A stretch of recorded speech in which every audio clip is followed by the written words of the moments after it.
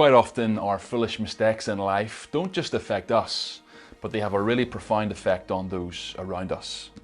Take just a couple of examples: the drunk driver who crashes into someone else, or the decision to steal which ultimately leaves someone else worse off, or that outburst of anger that you have which ultimately leaves someone else deeply upset.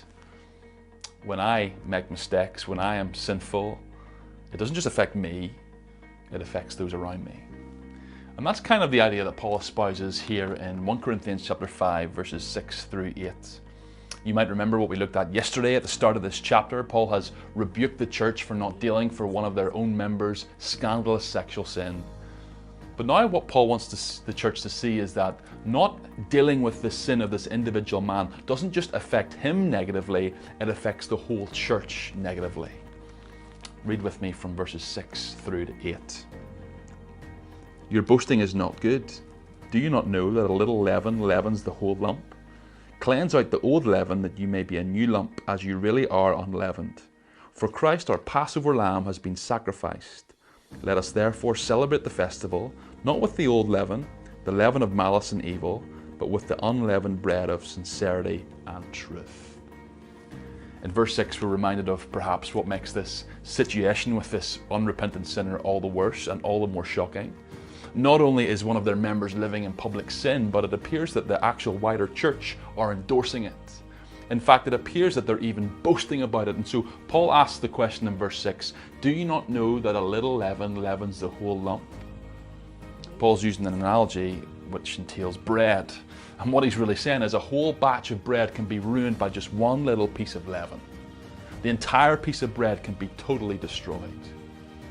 And Paul says the same is true when it comes to the church, that one little piece of sin which is left undealt with in the church can ruin and destroy the entire church.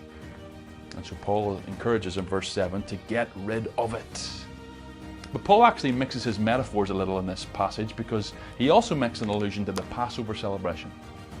You might remember the inauguration of this Passover celebration in the book of Exodus. It's a celebration which remembers God's faithfulness and deliverance of the Israelites from the oppressive hand of Pharaoh in Egypt. And as a part of keeping the festival of Passover week, the Israelites were always told to remove any yeast from their homes. But you see, Passover was just a shadow of what was to come. The point of Passover was always to point the people of God forward to Jesus Christ who would come. That's why Jesus is described here in verse 7 as our Passover lamb. And so how do we as the church keep the festival now? We rid ourselves not of the yeast, but of the sin that exists within us and among us. Isn't it interesting how corporately Paul talks about the effects of sin? See, in our very individualistic culture, we tend to think that my sin doesn't affect other people. But in a very profound way, your sin has a real impact on the lives of your fellow believers and your fellow church members.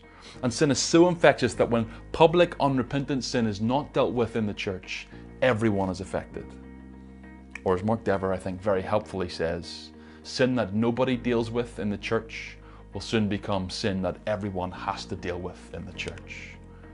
And so here's your challenge today. How does remembering that sin doesn't just affect me individually, but we corporately, give you a renewed vigor to fight sin today? And as you do that, how does looking to Christ, our Passover lamb, compel and motivate you to do so? Hope you have a great day.